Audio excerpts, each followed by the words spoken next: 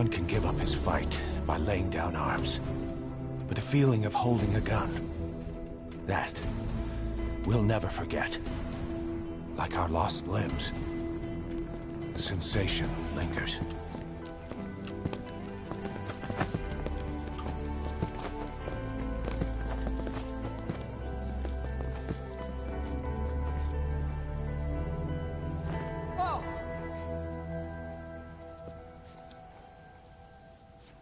Here she comes! Here she comes!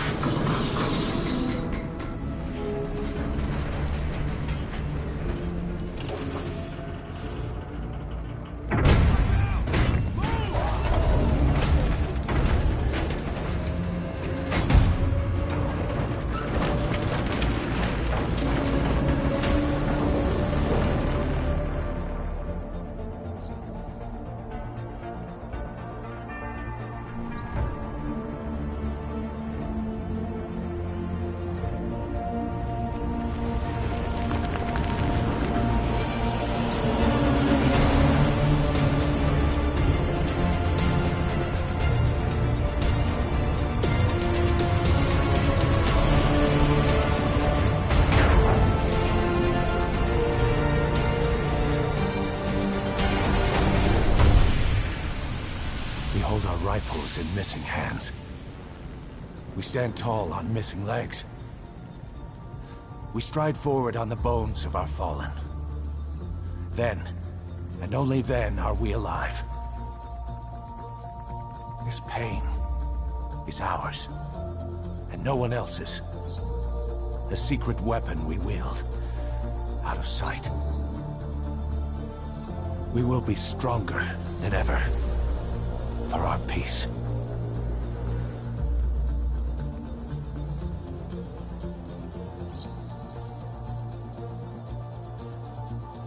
Sahelanthropus will unleash that thirst unto the future.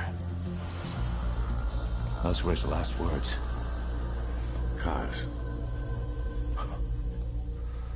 Pretentious to the end. Still. Doesn't feel like this is over. And I'll never be whole again.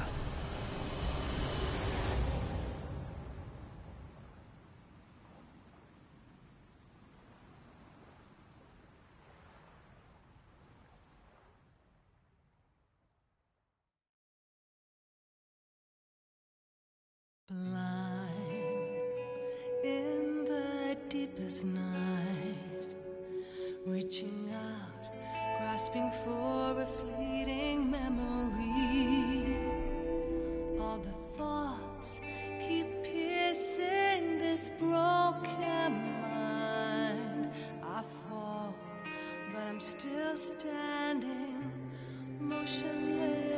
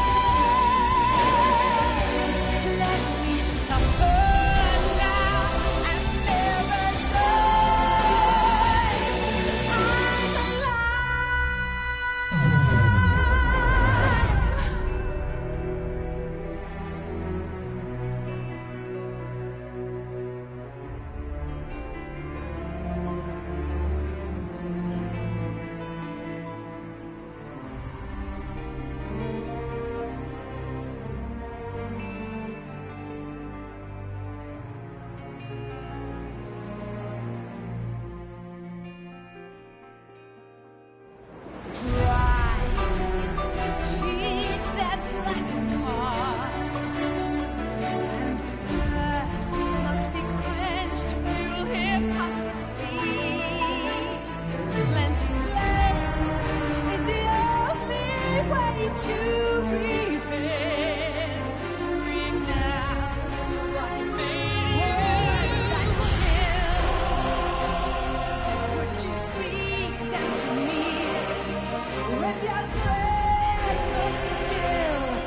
It makes me believe the sins never die. Can't wash the blood on our hands. Let the world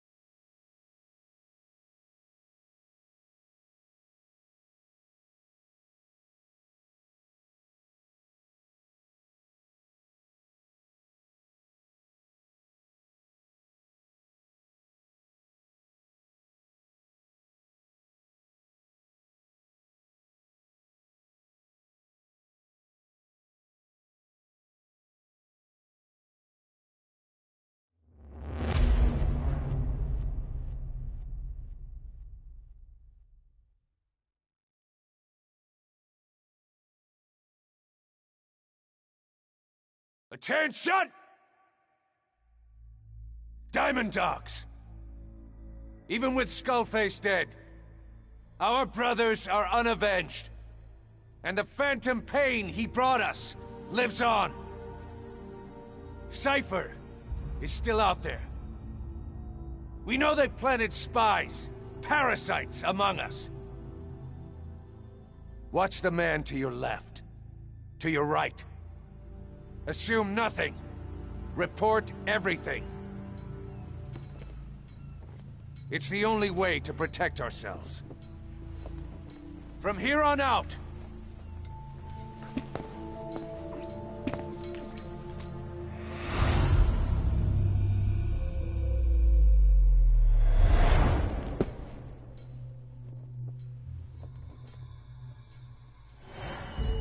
you will be my eyes. The deadliest enemy's right here in our midst. And they will get no mercy.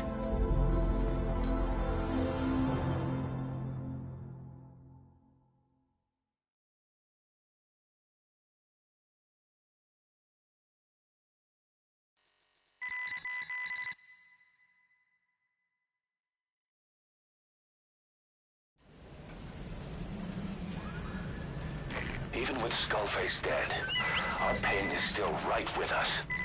We need more strength. We need more men. Diamond Dogs needs to be bigger. Mission munitions have come in too. We still have a long road ahead of us.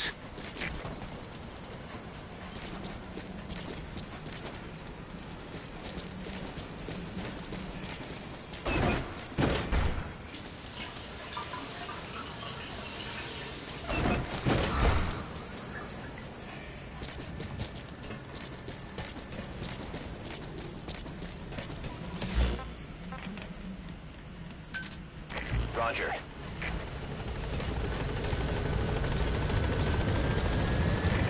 This is B-Quad. Arriving shortly at LZ.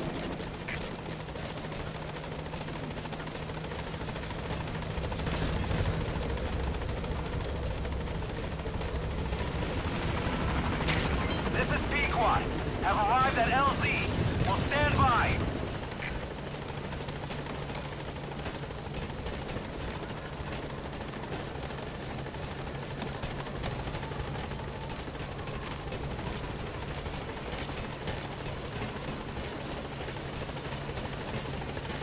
Welcome back, boss.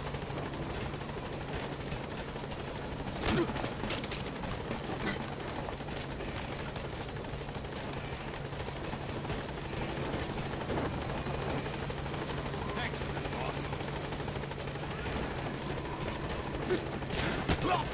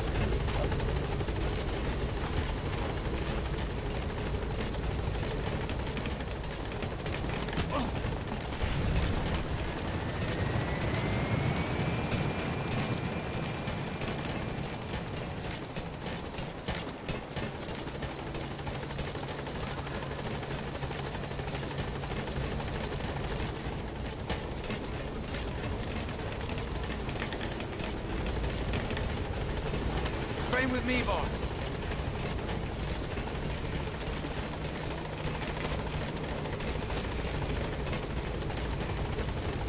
Boss, we're ready to boss.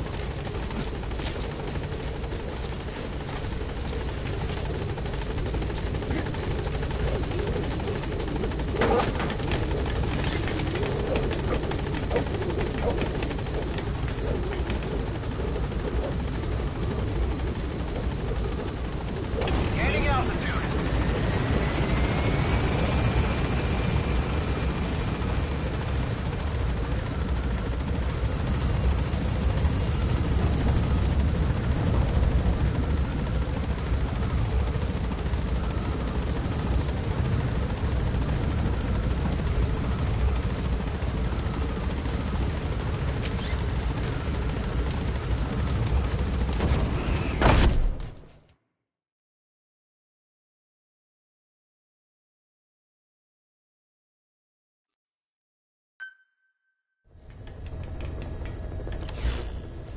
Boss, you can now give the order to develop or dispose of nuclear weapons from your iDroid.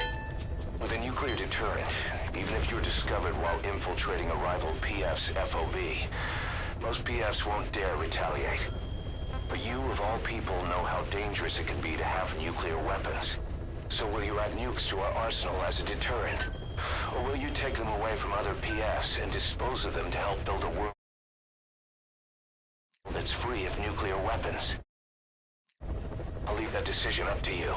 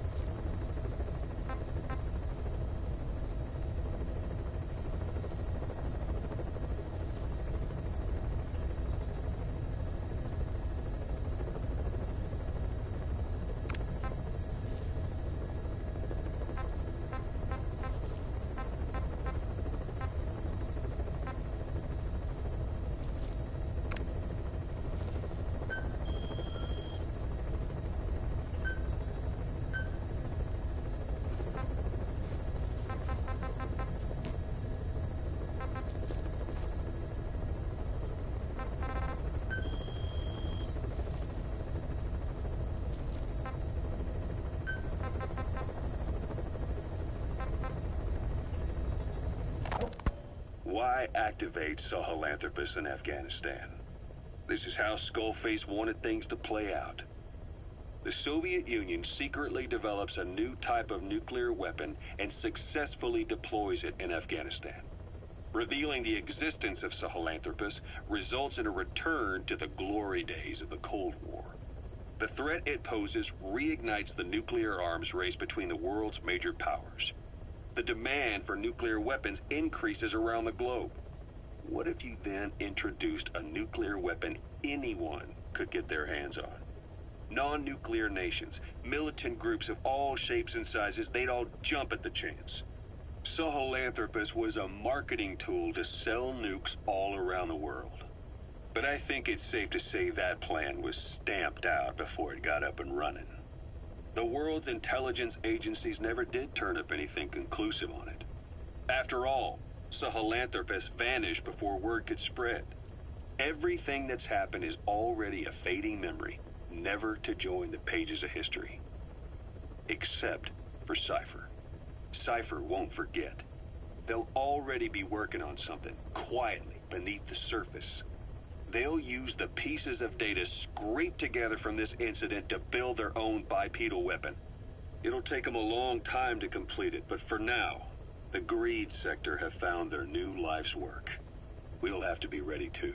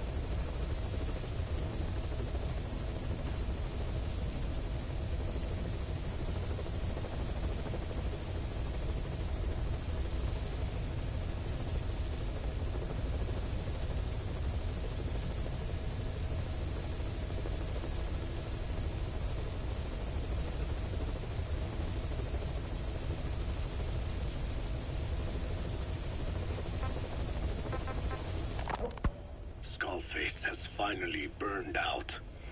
The world is rid of his existence at last. Was he still alive? You could say that. But you could also say he'd been dead for decades. What's that supposed to mean? Biologically speaking, it's hard to say how much was his life. Side effects from the treatment? No. The primary effect.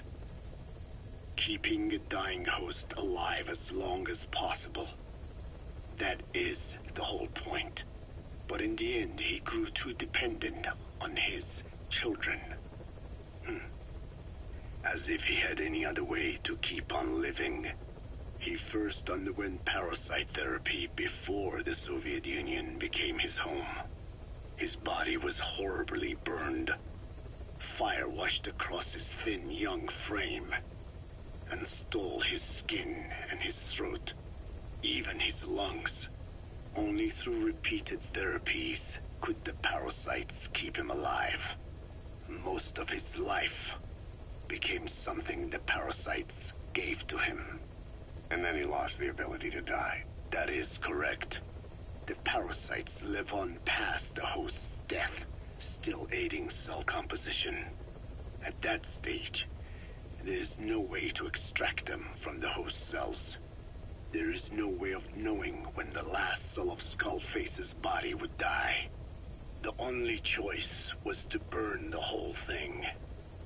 And his children, along with it. And I am one to talk.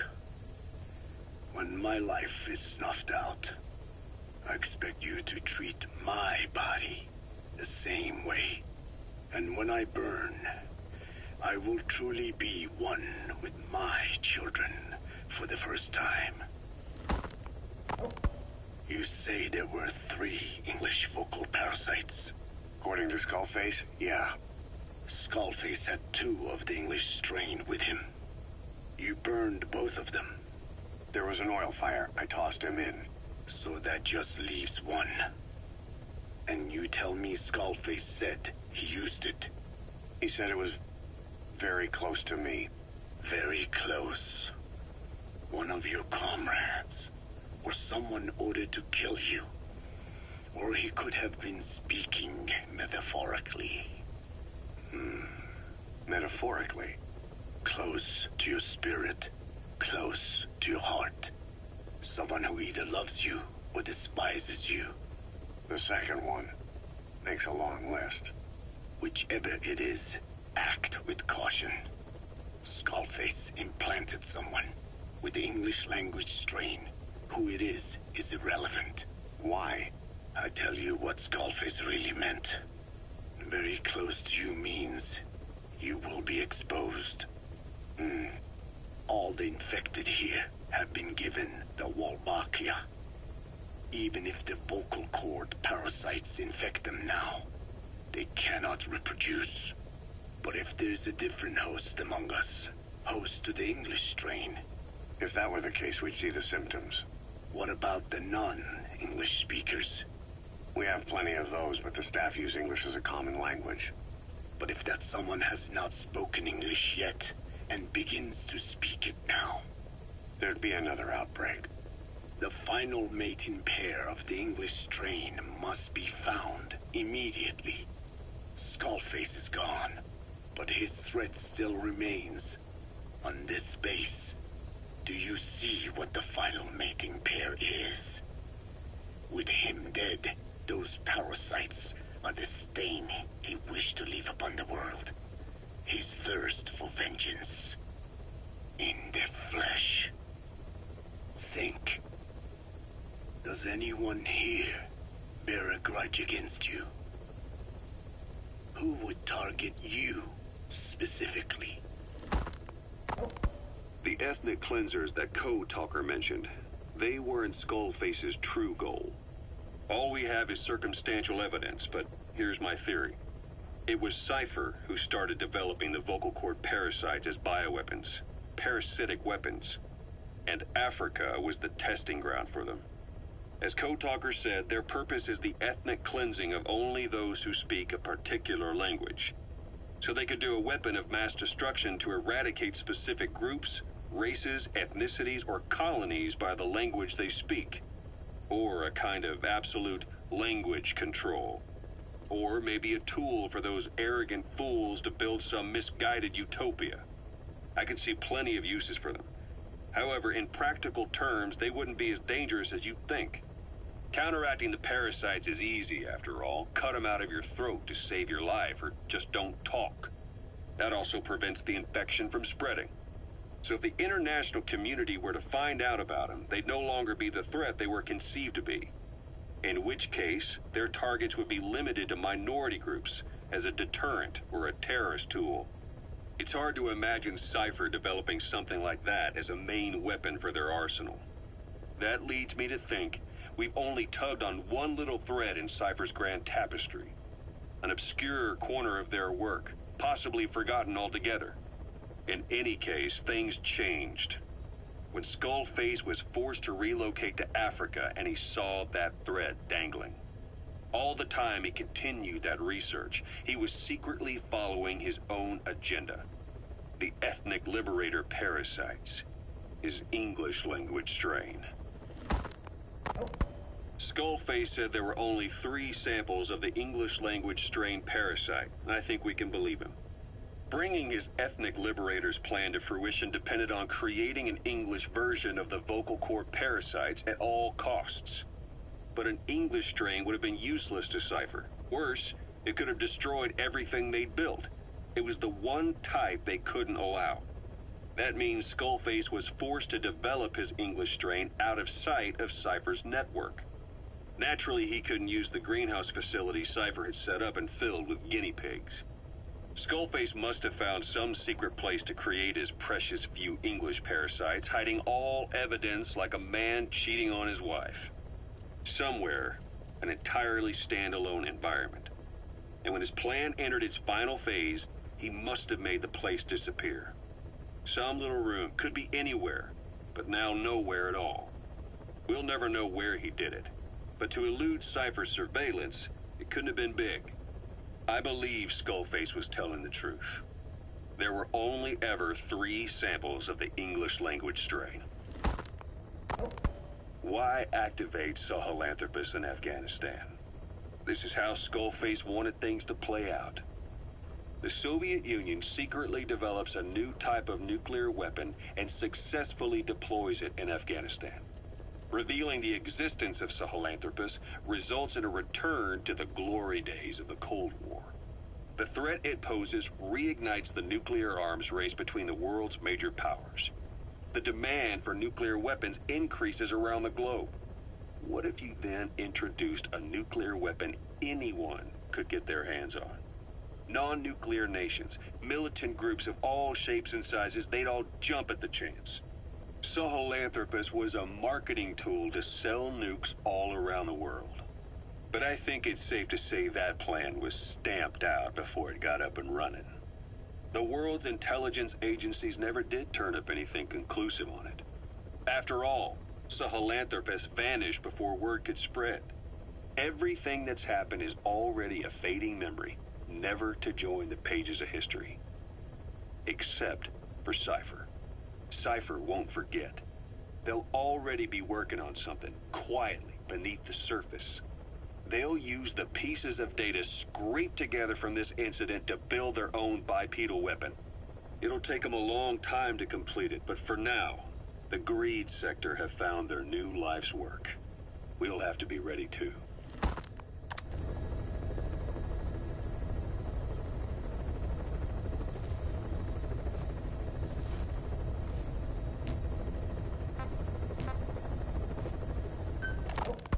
Code Talker. Haven't seen you eat a single thing since you got here. Let me guess. Photosynthesis? Oh? What makes you say that? Well, a long time ago, I knew someone with a similar ability. Well, you are correct. Most of my body is covered with parasites. I supply them with water, and in return, I receive sugars they produce when exposed to light.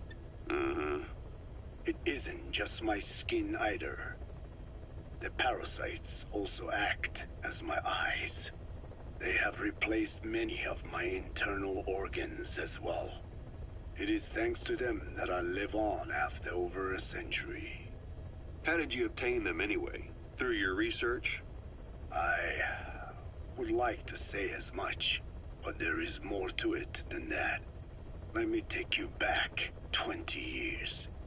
I had hit a dead end with my parasite research. Then I was approached by a foundation. They said they had a sample of an unusual strain of parasite. Which foundation? Apparently, they had links to ARPA. But that is all I learned. I was somewhat ignorant of the ways of the world. Just being able to study it was enough for me. Yeah, I've heard that before. Go on. Half in doubt, I visited them to discover the body of an old man. Well, to be precise, his partial remains. A collection of parts, you could say. The man had died in an explosion. An old man, you say? His flesh had not decomposed. In fact, the tissue's cells were still metabolizing. The parasite had infected, or should I say assimilated with, the tissues, and was keeping them alive. I became obsessed with studying the body parts, foregoing food and even sleep. Every day was filled with new discoveries. The parasite's biology, internal anatomy, life cycle. But there was only so much I could learn through observation. And so I made a decision. To truly know the parasites, I had to live with them. So, you implanted them inside you from the dead man's flesh? Correct. It was quite a gamble, whether or not they would adapt to me. But fortunately, it appears I was compatible with them. Or perhaps, through my many years of research, my immune system learned to tolerate them. Were they that body's only parasite? Yes.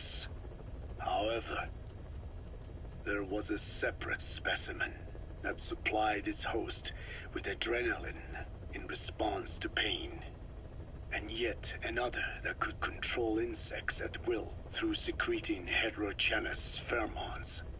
I wanted exposure to them, to take them into me, but my wishes were denied. Their records, though, provided clues that helped advance my research. Would you care to join me? A life spent never worrying about food is a most wonderful one. I think I'll pass. But thanks. This has been helpful.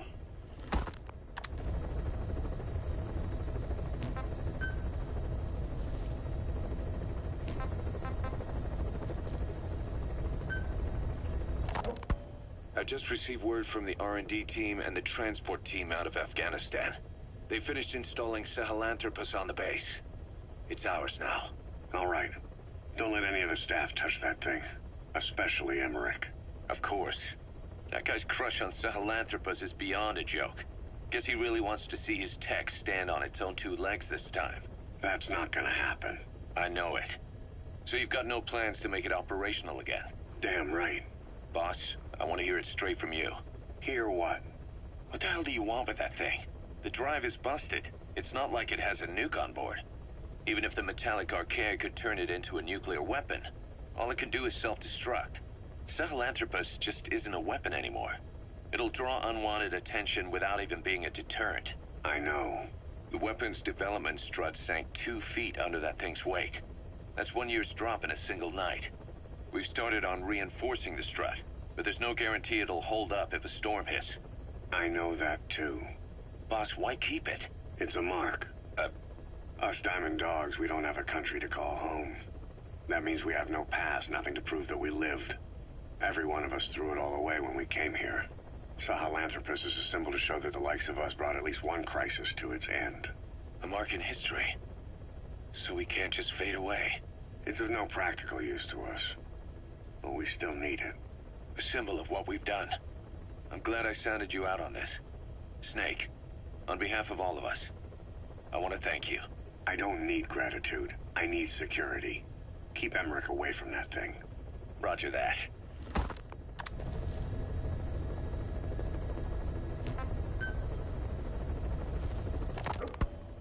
Emmerich didn't go with depleted uranium for Sahelanthropus's armor because of its strength. He had nukes in mind. Exactly. It's meant to use its body as the fuel component for a nuclear weapon. Sahelanthropus uses built-in uranium enrichment archaea to melt its own body and extract uranium-235 from the depleted uranium in its armor. Those archaea perform the enrichment in an extremely short time. The concentration jumps by a factor of several hundred, from 0.2% to over 90%. The end result being highly enriched weapons-grade uranium. Sahelanthropus's body itself becomes a nuclear bomb. Emmerich says if it were to self-destruct, the nuclear yield would be somewhere in the region of 15 kilotons. Since you need about 50 kilograms of highly enriched uranium to trigger a nuclear reaction, that would mean Sahelanthropus contains something like 23 tons of depleted uranium. That's not very much. No, it isn't. That's about what you'd expect to find in a main battle tank's armor. The point is, it can be transported anywhere, even use its conventional weaponry on the battlefield, and the international community will never suspect a thing.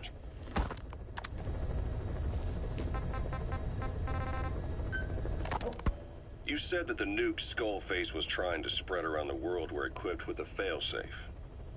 Something that could shut them down at will. His will. Quite so. After all, he needed a guarantee that a buyer wouldn't simply turn the weapons back on him. So how can they be stopped? The criticality trigger, that is, the detonator, is a complete black box design. Any attempt to dismantle it causes it to melt in seconds, using the corroding archaea. The design ensures that no detonation is possible unless it disengages the lock. So he had a way to disengage it remotely. Precisely.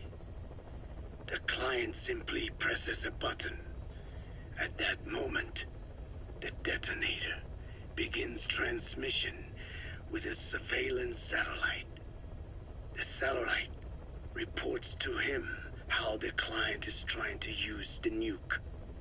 If he does not object, the lock is disengaged. But if it's a risk to him in any way... The detonator melts down. The same is true if detonation does not occur within a preset time after the lock is disengaged. The nuke is rendered useless. Who the hell would buy something with strings attached like that? The client would never know until the moment they actually try to use it. Most likely, he would have explained the time delay as the detonators needing time to activate. And he only intended to sell to technologically primitive groups in the first place. Let me guess. He'd claim it was defective and offer a replacement. Shadier than a used car salesman. Skullface shakes your hand like a friend, using the other to control you like a puppet. This is how he works.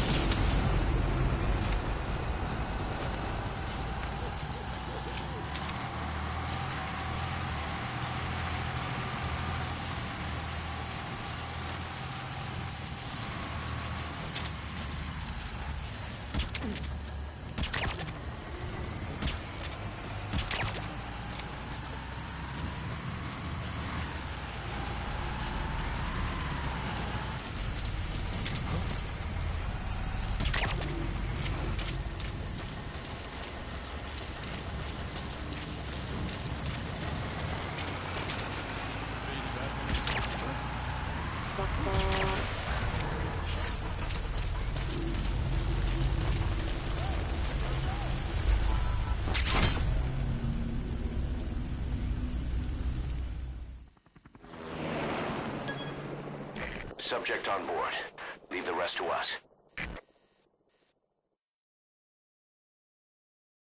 Boss, come on back to base.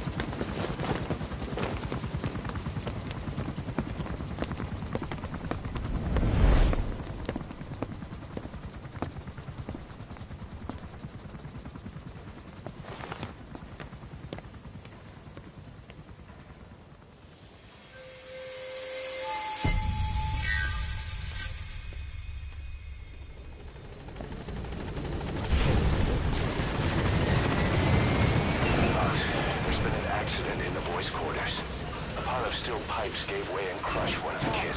Welcome back. A boy named Ralph. They tell me he died instantly. I'm sorry, boss. It's my fault. I should have been keeping an eye on them. I'll let you know if we learned something.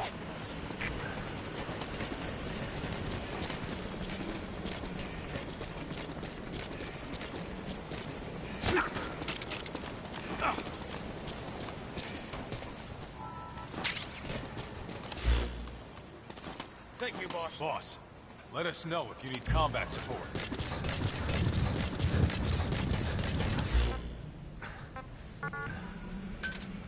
Roger.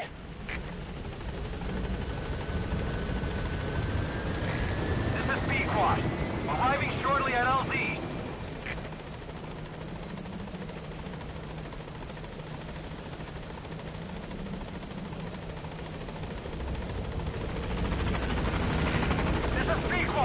On station at LZ!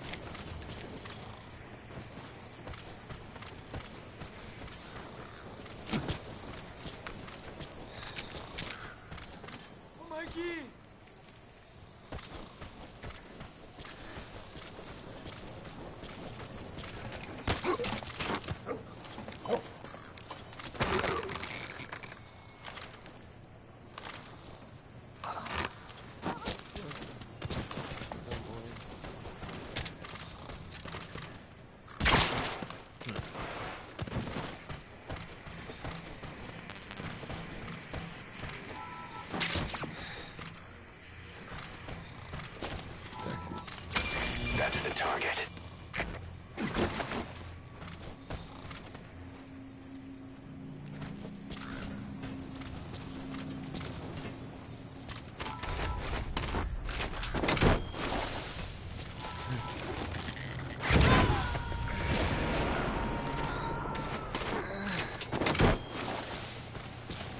You gotta extract him.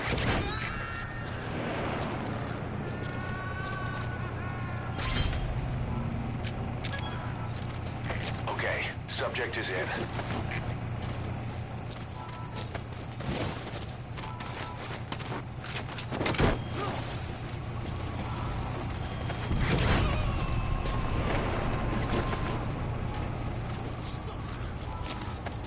Subject on board. Leave the rest to us.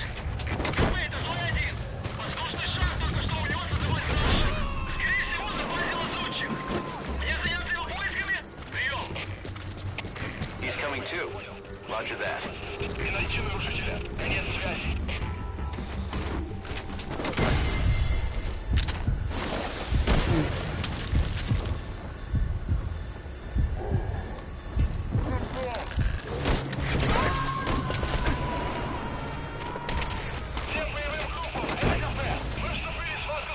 gotta extract him.